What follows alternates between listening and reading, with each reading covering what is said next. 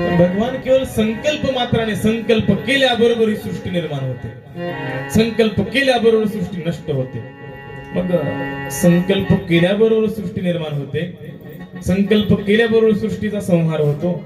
मग राक्षस जे जन्माला येतात, संकल्प केला कंस मरून जाऊ मेला, रावण मरून जाऊ मेला, सहज शक्य आहे ना भगवंतांच्याने.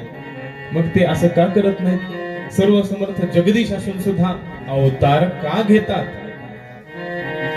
भगवंताचे अवतार किती आहेत, किती झाले भगवंतांचे अवतार?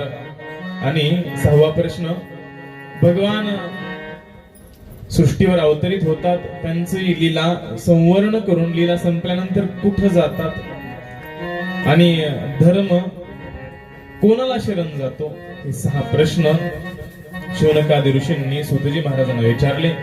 या 6 प्रश्नांच्या उत्तर स्वरूपामध्येच सूतजी महाराजांनी संपूर्ण भागवत ग्रंथ सांगितलेला आहे.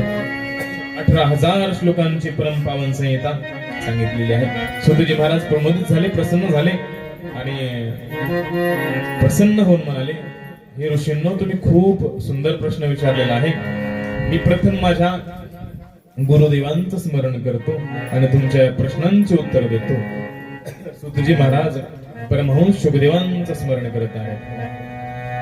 यम प्रव्रजन्तमनुपेतमपेत कृत्यं द्वैपायनो विरह कातर आजुहाव पुत्रेति तन्मयतया तरोभिनेदो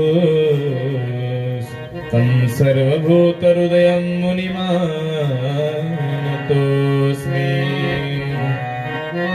यस्वानुभाव श्रुतिसारमेक मध्यात्मदीपमतीर्षतां तमोन्धं संसारिणां करुणया पुराणगुह्यं तं व्याससूनुमुपयामि गुरुं मुनीनाम्.